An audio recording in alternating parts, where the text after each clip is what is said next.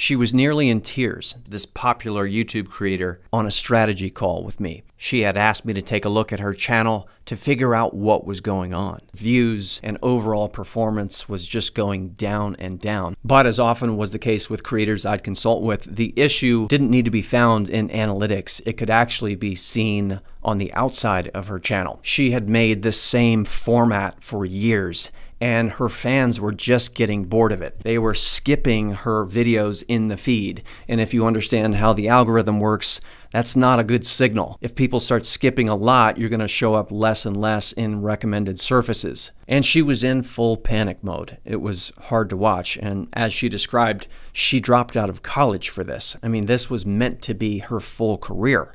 And that was one of the key moments that I began to realize how fleeting fame can be in this business, especially for an entertainer who has nothing to sell but their own personality. So anyway, at one point in the conversation with this creator, and I think it went on for like 90 minutes, we got to the topic of revenue, and she said, "Matt, my revenue is so low. I'm down to $60,000 a month now." And I didn't want to judge. It sounded like a lot to me, but it made me think about the importance of creators keeping a low overhead. Whenever you're in any kind of business that is somewhat unstable, there's a lot of fluctuation, you want to keep your overhead low, meaning your expenses low, so that if there's any kind of shift, you can survive. Like, you don't want to operate in the ocean as a big, tall, fancy yacht.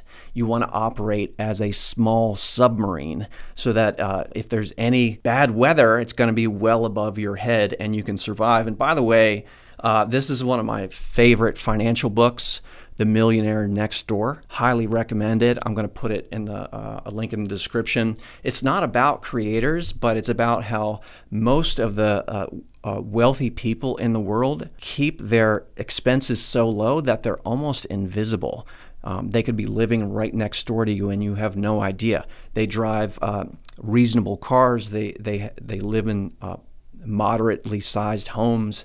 And this is a way that they survive any fluctuation in their lives. So I just think it's a great read, especially for you as a creator, and extra especially if you're an entertainer on these platforms where, you know, fame is fleeting and things can be unstable.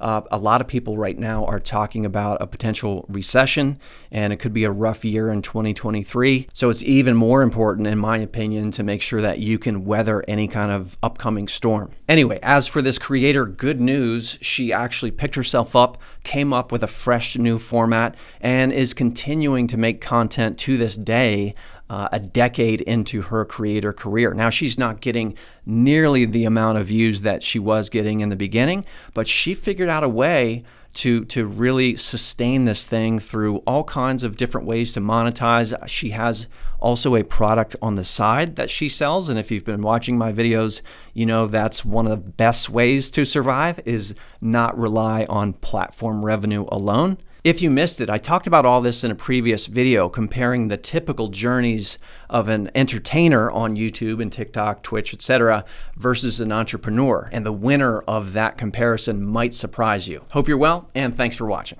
We see the big creators and influencers all the time in the headlines, but in my 10 years working inside YouTube, I got a broader perspective about who's succeeding.